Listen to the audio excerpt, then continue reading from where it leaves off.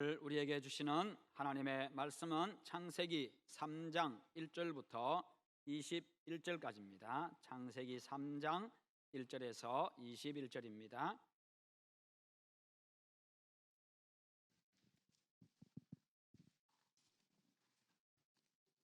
구약성경 3페이지입니다. 그런데 뱀은 여호와 하나님이 지으신 들짐승 중에 가장 간교하니라. 뱀이 여자에게 물어 이르되 하나님이 참으로 너희에게 동산 모든 나무의 열매를 먹지 말라 하시더냐. 여자가 뱀에게 말하되 동산 나무의 열매를 우리가 먹을 수 있으나 동산 중앙에 있는 나무의 열매는 하나님의 말씀에 너희는 먹지도 말고 만지지도 말라 너희가 죽을까 하노라 하셨느니라. 뱀이 여자에게 이르되 너희가 결코 죽지 아니하리라. 너희가 그것을 먹는 날에는 너희 눈이 밝아져 하나님과 같이 되어 선악을 알 줄 하나님이 아심이니라. 여자가 그 나무를 본즉 먹음직도 하고 보암직도 하고 지혜롭게 할 만큼 탐스럽기도 한 나무인지라. 여자가 그 열매를 따먹고 자기와 함께 있는 남편에게도 주매 그도 먹은지라. 이에 그들의 눈이 밝아져 자기들이 벗은 줄을 알고 무화과나무 잎을 엮어 치마로 삼았더라. 그들이 그날 바람이 불 때 동산에 거니시는 여호와 하나님의 소리를 듣고 아담과 그의 아내가 여호와 하나님의 낯을 피하여 동산 나무 사이에 숨은지라. 여호와 하나님이 아담을 부르시며 그에게 이르시되 내가 어디 있느냐. 이르되 내가 동산에서 하나님의 소리를 듣고 내가 벗었으므로 두려워하여 숨었나이다. 이르시되 누가 너희의 벗었음을 내게 알렸느냐. 내가 내게 먹지 말라 명한 그 나무 열매를 내가 먹었느냐. 아담이 이르되 하나님이 주셔서 나와 함께 있게 하신 여자 그가 그 나무 열매를 내게 주므로 내가 먹었나이다. 여호와 하나님이 여자에게 이르시되 내가 어찌하여 이렇게 하였느냐. 여자가 이르되 뱀이 나를 꿰므로 내가 먹었나이다. 여호와 하나님이 뱀에게 이르시되 내가 이렇게 하였으니 내가 모든 가축과 들의 모든 짐승보다 더욱 저를 받아 배로 다니고 살아있는 동안 흙을 먹을지니라. 내가 너로 여자와 원수가 되게 하고 내 후손도 여자의 후손과 원수가 되게 하리니 여자의 후손은 내 머리를 상하게 할 것이요 너는 그의 발꿈치를 상하게 할 것이니라 하시고 또 여자에게 이르시되 내가 내게 임신하는 고통을 크게 더하리니 내가 수고하고 자식을 낳을 것이며 너는 남편을 원하고 남편은 너를 다스릴 것이니라 하시고 아담에게 이르시되 내가 내 아내의 말을 듣고 내가 내게 먹지 말라 한 나무의 열매를 먹었은즉 땅은 너로 말미암아 저주를 받고 너는 내 평생에 수고하여야 그 소산을 먹으리라. 땅이 내게 가시덤불과 엉겅퀴를 낼 것이라. 내가 먹을 것은 밭의 채소인즉 내가 흙으로 돌아갈 때까지 얼굴에 땀을 흘려야 먹을 것을 먹으리니 내가 그것에서 취함을 입었음이라. 너는 흙이니 흙으로 돌아갈 것이니라 하시니라. 아담이 그의 아내의 이름을 하와라 불렀으니 그는 모든 산자의 어머니가 됨이더라. 함께 봅니다. 여호와 하나님이 아담과 그의 아내를 위하여 가죽옷을 지어 입히시니라. 아멘. 할렐루야. 찬양대에서 찬양으로 영광 돌리겠습니다. 오늘 말씀의 제목을 같이 한번 읽어보겠습니다. 하나님의 구원의 은혜. 아멘. 오늘 본문은요 처음 인간의 이 타락했던 부분을 이야기해 주고 있고 그 다음에 하나님께서 어떻게 조치를 내리시는가를 보여주고 있는 내용입니다. 이것을 통해 가지고 우리가 과거에 어떤 사람이었고 하나님의 그런 사람이 어떻게 하나님의 은혜를 입었는지 생각을 하고자 합니다. 옛날에 한 임금이 신하들을 데리고 사냥을 나갔습니다. 사냥하는 가운데 한 목동을 만나게 되는데 그 목동을 보니까 상당히 준수하게 생겼고 아주 지혜롭고 총명하게 생겼습니다. 그래서 그를 왕궁으로 데리고 왔습니다. 왕궁으로 데려와서 일을 시켜보았더니 역시 그는 총명하고 그리고 진실하고 일을 아주 충성스럽게 잘 감당을 해냈습니다. 그래서 시간이 좀 흐르고 난 다음에 그에게 왕의 전 재산을 관리하는 그런 재산 관리인으로 그를 세웠습니다. 왕이 아주 총애하는 거지요. 그러다 보니까 다른 신하들로부터 시기와 질투를 받게 되는데, 신하들이 가만히 생각해 보니까 저 촌뜨기가 한 명이 와가지고, 그래도 우리는 귀족인데 귀족 가운데서 우리가 이렇게 신하가 되어지고 왕궁에서 왕을 모시고 있는데, 이 국사를 논하고 일을 이끌어가고 있는데, 어디서 이 들떨어진 시골뜨기 한 명이 와가지고 저렇게 왕의 총애를 가장 많이 받고 사랑을 받는가, 그 시기하고 질투하는 마음이 생겨가지고 저놈을 쫓아내야 되겠다, 그 생각을 하고 공모를 했습니다. 그런데 이제 그의 잘못을 찾아내려고 보니까 아무리 찾아도 그가 잘못하는 게 없습니다. 일도 아주 지혜롭게 해내고 성실하고 진실하게 충성스럽게 잘 해내는 거였습니다. 그러던 어느 날 가만히 보니까 이 사람이, 이 목동 출신 이 신하가요, 혼자서 조용하게 아무도 보지 않는 시간에 혼자서 저 왕궁 꼭대기에 있는 창고에 올라갑니다. 거기서 한참을 있더니 또 거기서 문을 잠그고 내려오고, 가끔 한 번씩 그렇게 하는 거였습니다. 그러다 보니까 그래서 신하들이 생각할 때 옳거니 저놈이 왕의 재산을 빼내가지고 저곳에다 감추는가 보다, 그렇게 생각을 했습니다. 그래서 왕에게 보고를 합니다. 아무래도 저놈이 수상하게 행동합니다. 왕의 재산을 빼내가지고 이 왕궁 꼭대기에 있는 창고에 숨겨놓는 것 같습니다. 그래서 아무도 모르는 시간에 가서 문을 잠그고 오고, 그리고 그 주변에는 다른 사람들이 오지를 못하게 하고 있습니다. 그렇게 보고를 했습니다. 그러자 왕이 명을 내립니다.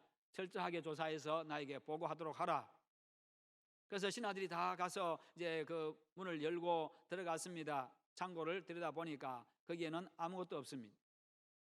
둘러보니까 저 한쪽 구석에 이 낡아 빠진 조끼 한 벌하고 아주 낡은 신발 한 켤레하고 그것밖에 없었습니다. 그래서 왕에게 와서 사실대로 보고했더니 왕이 그 신하를 불렀습니다. 불러가지고 네가 이렇게 행동을 하고 그렇게 해서 그것을 찾아보았더니 이 낡은 조끼 한 벌하고 신발만 있는데 이게 뭔가, 이것을 왜 그렇게 창고에다 넣어놓고 보물같이 여기고 그렇게 하는가라고 물었더니, 그 신하가 하는 이야기가, 폐하, 저도 사람인지라 시간이 흐르면서 제가 대우도 잘 받고 이렇게 있다 보니까 제가 이전에 목동으로 있을 때에 그 사실을 내가 잊어버리고 그 신분을 잊어버리고 그때의 삶을 잊어버리고 왕의 은혜를 내가 잊을 때가 있었습니다. 왕의 은혜를 잊어버릴 때가 있었고 내 마음이 교만해져 가지고 그렇게 행동할 때가 있었습니다. 그래서 그럴 때마다 왕의 은혜가 잊혀져 가고 내 마음에 교만한 마음이 들어올 때마다 제 혼자서 저 창고에 들어가서 옛날에 내가 목동 시절에 입었던 조끼 그리고 신발을 보면서 왕의 은혜를 내가 다시 되새겼고 내 교만했던 마음을 다시 내려놓고 그렇게 했습니다. 그렇게 이야기하니까 왕이 너무나도 기뻤습니다. 그래서 그 조끼와 신발을 오래도록 보관하도록, 그러면서 보물로 지정해가지고 오래도록 보관하도록 그렇게 명을 내렸다고 합니다. 여러분, 이 목동에게 있어가지고 그가 이전에 왕의 부름을 받기 전에는요, 낡은 그 조끼 한 벌, 옷 한 벌, 그리고 낡은 신발 하나 가지고 양을 치면서 그렇게 보냈던 아주 천한 신분이었습니다. 모든 사람들이 누구도 알아주지 않는 그런 천한 신분이었습니다. 그러나 왕의 부름을, 왕의 은혜를 입고 왕의 부름을 받아서 그렇게 왕궁에서 아주 호화로운 생활도 하고 인정도 받고 그렇게 했습니다. 그렇게 하면서 그는 왕의 은혜를 잊지 않기 위해서 그 조끼와 신발을 두고 수시로 가서 그것을 보면서 자신의 마음을 지켜냈던 겁니다.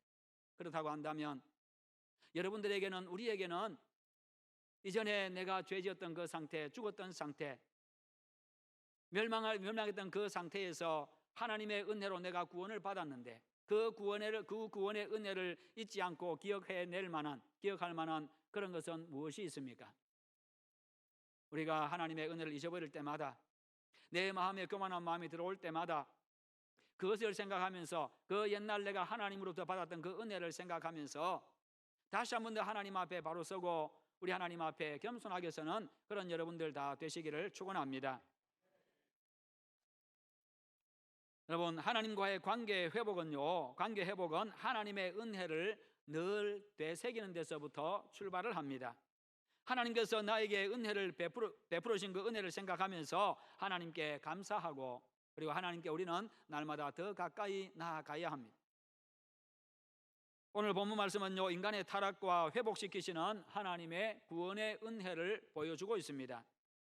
1절부터 5절은요, 인간이 하나님의 말씀에 순종함으로써 하나님을 사랑하고 전적으로 신뢰하고 있다는 그 증거를 보여줄 수 있는 아주 좋은 기회였습니다만, 그러나 오히려 인간은 하나님을 불신하고 배반하는 인간 타락의 이 비극적인 모습을 이야기해 주고 있습니다. 사탄은 인간의 지위와 명예욕을 이용해 가지고 네가 하나님처럼 되고 싶지 않느냐, 그렇게 마음을 부추깁니다. 여러분, 그렇게 함으로 말미암아서 인간이 자신의 욕심과 그 교만한 마음 때문에 결국은 타락하고 말았습니다. 범죄하고 말았습니다. 인간의 범죄는 하나님의 명령을 무시한 채 자신의 욕망을 채우려고 하는 그 욕심과 교만이 그 원인이었습니다. 그렇죠. 사람의 모든 문제는 욕심에서 옵니다. 교만한 데서 문제가 발생합니다. 하나님은 아담과 하와를 더욱 성숙한 인격체로 만들기 위해서 시험을 허용하셨습니다마는 그들은 욕심과 교만에 사로잡혀 가지고 사탄의 유혹에 결국 넘어지고 말았던 겁니다. 그때부터 인간에게는요, 죄로 인한 타락과 죽음의 역사가, 고통과 이 비참한 역사가 이어지게 됩니다. 그리고 6절부터 13절은요, 사탄의 유혹에 빠져버린 타락한 인간의 적나라한 모습들을 보여주고 있습니다. 수치와 공포와 핑계와 책임 전가, 이런 것들로 일그러져 버린, 그리고 깨져버린 그런 인간상을 보여주고 있습니다. 이전에 인간의 모습은 참으로 아름다웠습니다. 하나님의 형상대로 지음받아서 아주 온전하고 아름다운 모습이었습니다만, 그러나 욕심과 교만한 마음에 넘어진 그들의 모습은요, 그야말로 완전히 일그러져 있습니다. 깨져 있습니다. 참으로 추한 모습으로 바뀌고 말았습니다. 서로 책임을 전가하고요, 서로 자기에겐 잘못이 없다고 이야기하고, 저 사람 때문에, 사탄 때문에 그렇게 되었습니다라고 그렇게 하고 있습니다. 인간에게 풍요를 제공해 주었던 땅이 저주를 받아서 가시덤불을 내고 은근키를 내면서 인간을 대적합니다. 인간을 수고롭게 만듭니다. 여인은 잉태하는 고통과 수고하는 고통을 얻게 되었습니다. 이것은 하나님에 의해서 만들어진 인간이 하나님을 떠날 때에, 하나님의 말씀을 떠날 때에 필연적으로 찾아오는 결과라는 것입니다.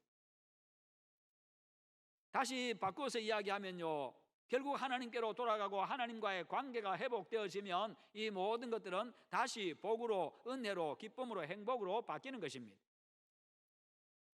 그렇습니다. 인간의 모든 문제는 인간이 하나님과 바른 관계를 갖지 못하는 데서 시작이 됩니다.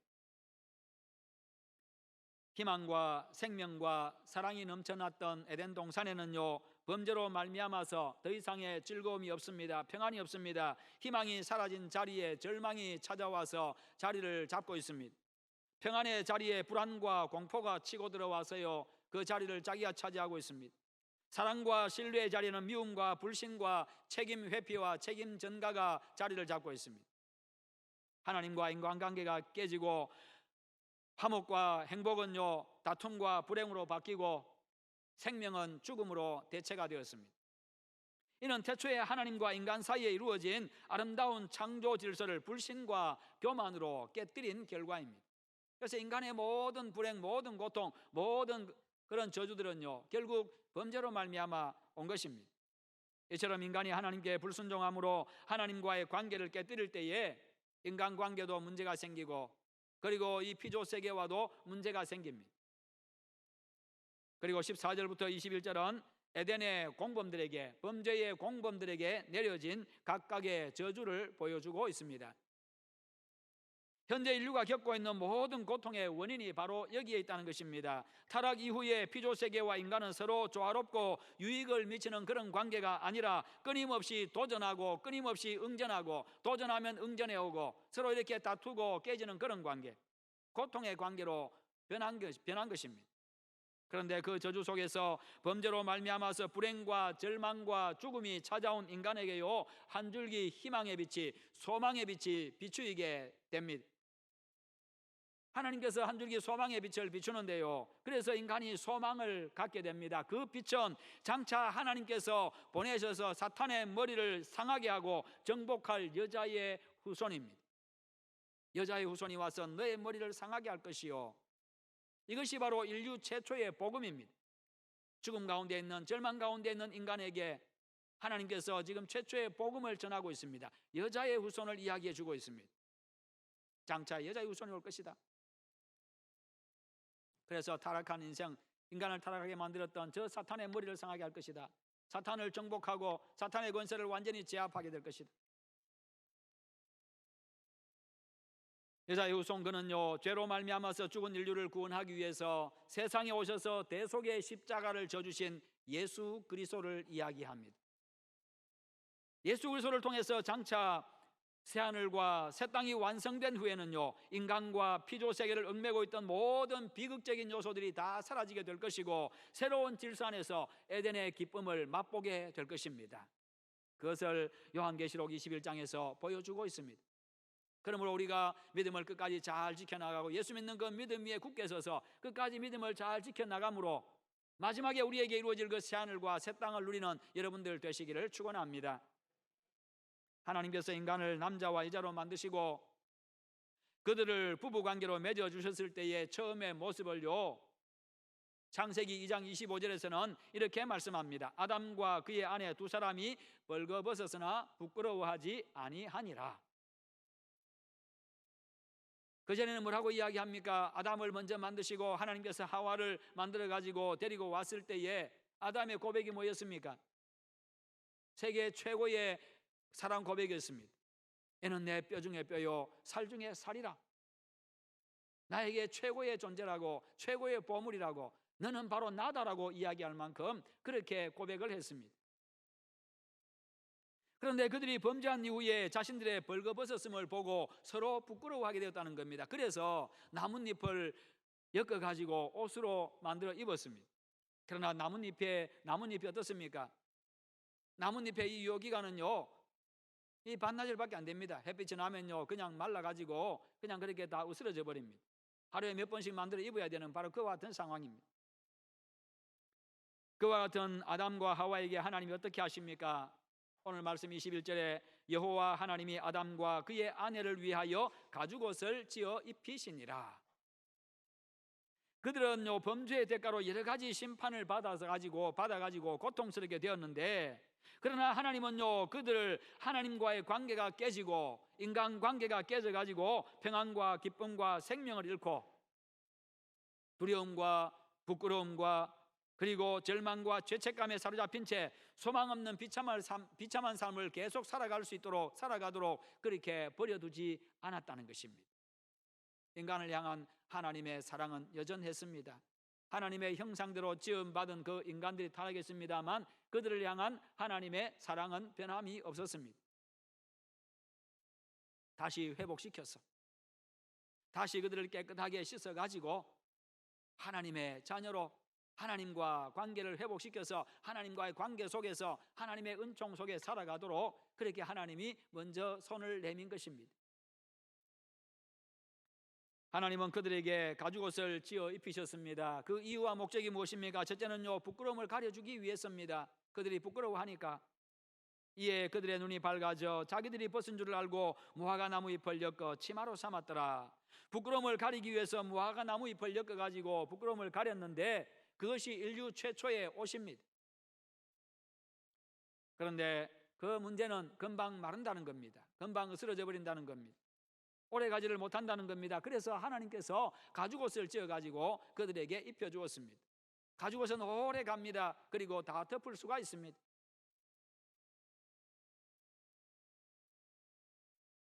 하나님은 임시방편이 아니라 문제를 이렇게 근본적으로 해결을 해 주시는 분이십니다. 아담과 하와는요, 범죄한 후에 하나님을 피했습니다. 부끄럽고 두려워가지고 하나님 앞에 나올 수도 없었지요. 그래서 하나님은 사람이 하나님 앞에 나올 수 있도록 하기 위해서 친히 문제를 해결해 주신 것입니다. 짐승을 잡아서 가죽옷을 지어서 부끄러움을 가려주셨습니다. 허물을 덮어주셨습니다. 이처럼 하나님은요, 우리의 허물을 덮어주시는 분이십니다. 문제를 친히 해결해 주시는 분이십니다. 이것이 바로 하나님 아버지의 사랑이고 하나님 아버지의 은혜입니다. 이처럼 하나님은 문제를 해결하시되 근본적으로 해결해 주시는 분이시죠. 임시방편으로 해결하시는 분이 아닙니다. 우리의 죄 문제도요, 예수님 통해 가지고 단번에 완벽하게 해결해 주셨습니다. 더 이상의 구원자가 필요치 않도록 그렇게 해결해 주셨습니다. 여러분, 이와 같이 사랑은요, 허물을 덮어주는 겁니다. 사랑은요, 그의 문제를 내 것으로 가져와서 내가 해결하는 겁니다. 인간이 지은 죄의 문제를 하나님이요, 하나님의 것으로 가져가셔서 문제를 해결해 주셨습니다.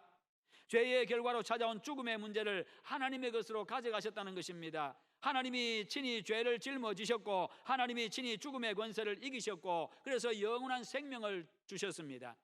하나님이신 예수 그리스도, 하나님이신 그분이요, 인간의 죄를 짊어지고 해결해 주기 위해서 당신이 인간의 몸을 입고 이 땅에 오셨고, 내 대신 내가 못 박혀야 될 그 십자가를 예수님이 대신 지시고 못 박혀 돌아가셨습니다.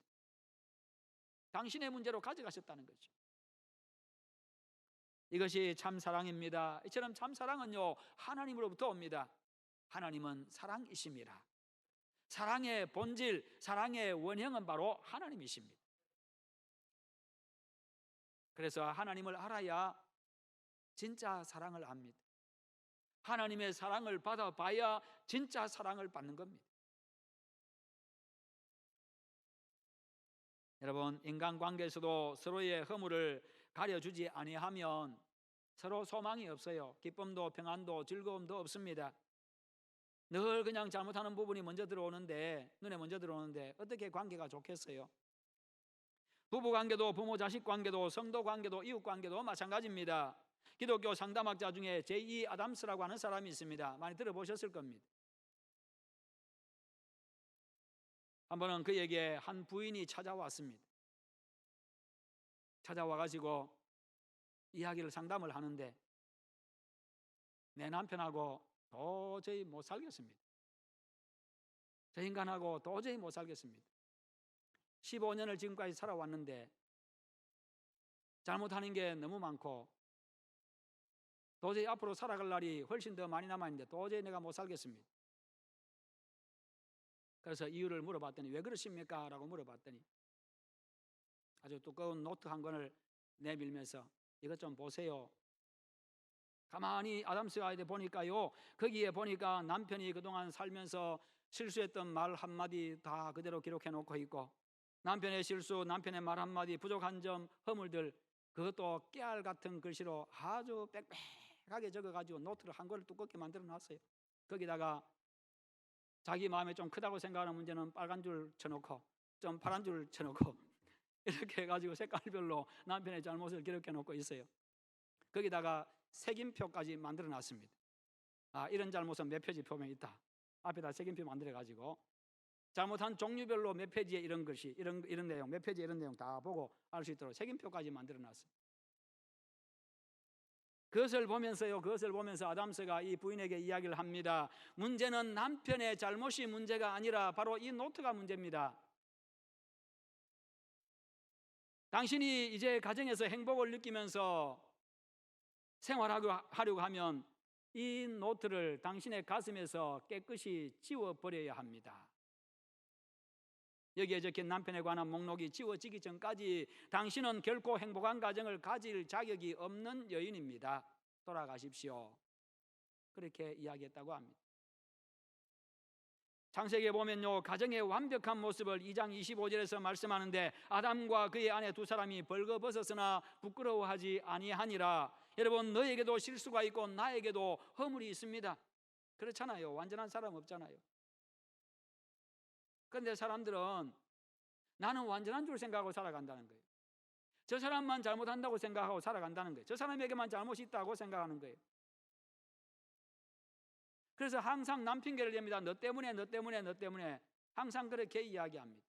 너 때문에 내가 상처받았고, 너 때문에 내가 힘들고, 너 때문에 불행하고, 너 때문에 문제가 생겼고, 항상 그렇게 이야기한다는 거죠. 그렇게 생각한다는 거예요. 그러나 그 사람에게 너는 또 납니다. 나는 저 사람에게 너라고 이야기하지만 그 사람에게 너는 바로 납니다. 그러니까 모두에게, 각자에게 서로 문제가 있습니다.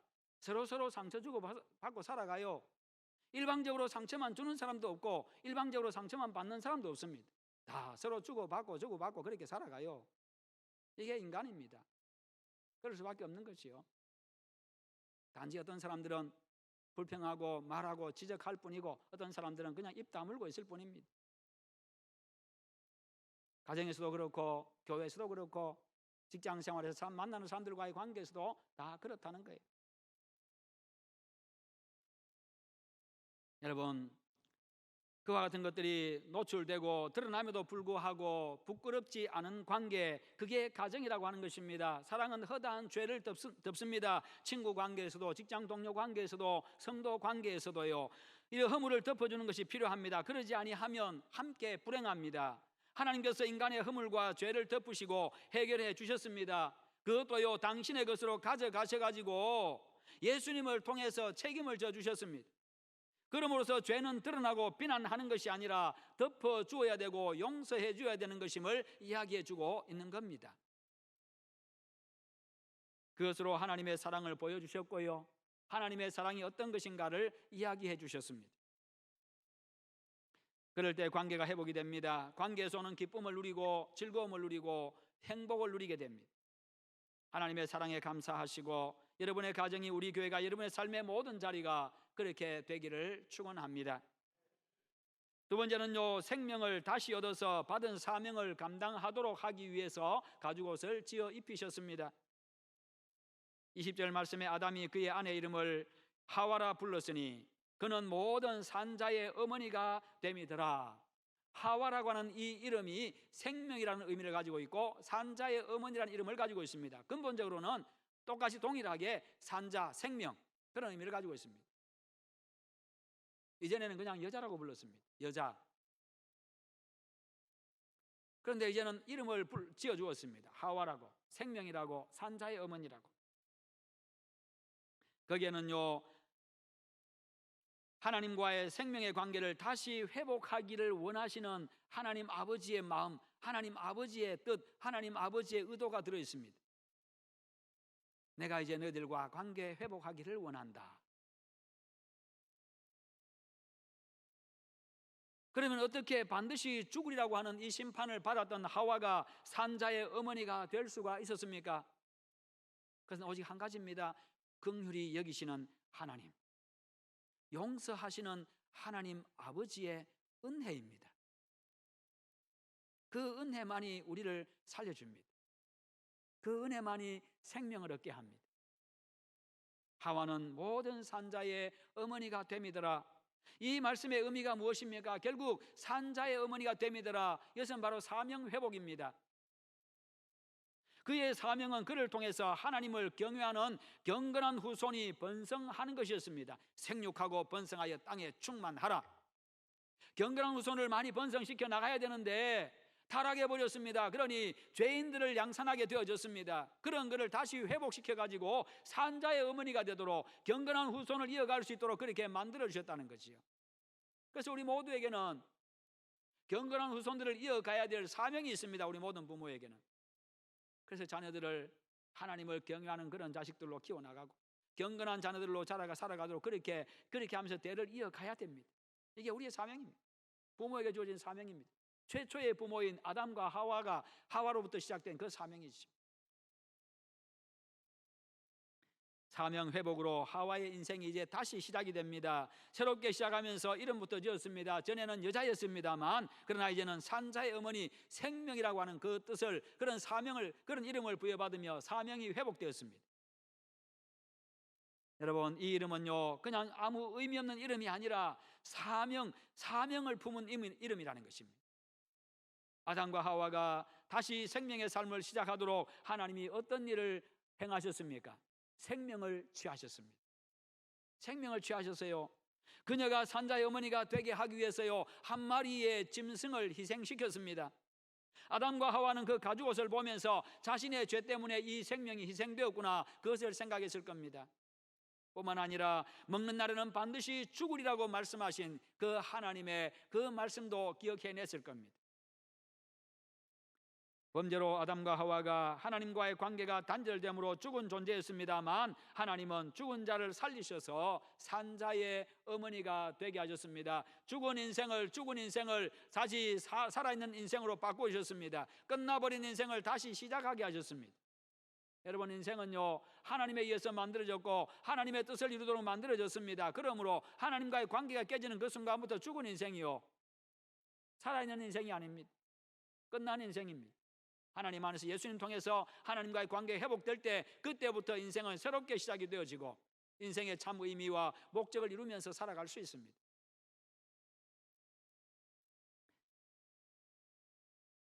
여러분, 범죄로 사명을 잃어버린 인생에게 또한 사명을 회복시켜 주셨습니다. 인간의 존재 의미와 가치와 목적의 회복이기도 합니다.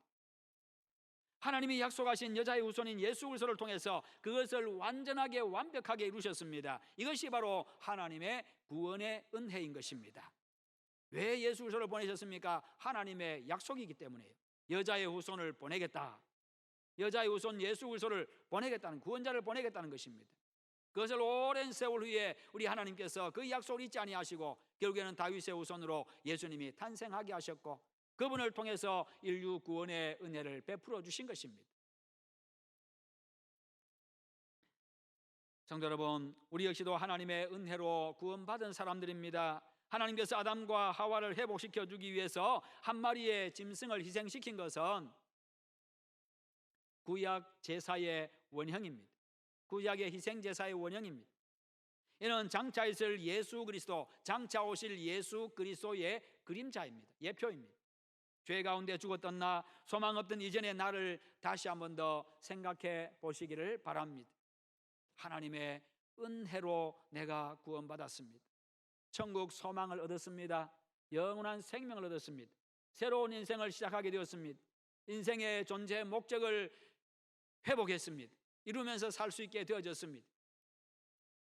여러분, 그것은 바로 그와 같은 소망 없던 나를 위해서 하나님께서 당신의 아들 예수님을 구원자로 보내주셨기 때문에 가능한 일이었습니다.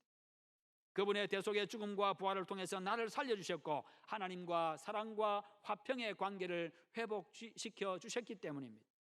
죄사함 받고 그래서 영원한 생명 얻었습니다. 인간성을 회복했습니다. 천국을 회복했습니다. 뿐만 아니라 사명을 회복시켜 주셨습니다. 생육하고 번성하여 땅에 충만한 사명입니다. 우리 역시도 하나님을 경외하는 경건한 후손이 이 땅에 번성해 가도록 해야 합니다. 복음으로 땅을 정복하고 이끌어가고 살려내야 합니다. 그럴 때 하나님의 약속대로 영적, 육적, 물질적인 모든 면에서 평안과 기쁨과 풍성함의 복을 누리게 될 것입니다. 예수님이 고난받으신 종려주일을 앞두고 하나님 아버지의 구원의 은혜를 깊이 묵상하시고 하나님께서 우리에게 하신 것처럼 우리도 서로 허물을 덮어주면서 우리가 받은 그 사명을 잘 감당해 나가는 그런 여러분들 다 되시기를 주님의 이름으로 축원합니다. 우리 함께 기도하십시다. 기도하실 때 하나님 아버지, 나에게 구원의 은혜를 베풀어 주셔서 감사합니다. 그 구원의 은혜 늘 생각하며 감사하며 또 받은 사명 잘 감당해 나갈 수 있도록 도와달라고 기도하십시다. 하나님 아버지 감사합니다. 우리 하나님께서 오늘도 우리에게 은혜 주심을 감사합니다. 우리에게 또 예배하게 하심을 감사합니다. 말씀 주심도 감사합니다. 늘 하나님 아버지의 사랑 생각하며 살아가게 하시고 구원의 은혜 늘 감사하며 살아가게 하시고 우리를 회복시켜 주시고 우리에게 생명을 회복시켜 주시고 우리에게 사명 회복시켜 주신 하나님 아버지, 그 사실에 감사하며 또 그 사명 잘 감당해 나갈 수 있도록 은혜를 다하여 주시옵소서. 아버지 앞에서 하나님 우리의 존재 목적을 이루며 살아가도록 함께해 주시옵소서. 주님 감사합니다. 아버지 감사합니다. 예수님의 이름으로 기도하옵나이다. 아멘. 주님 감사합니다.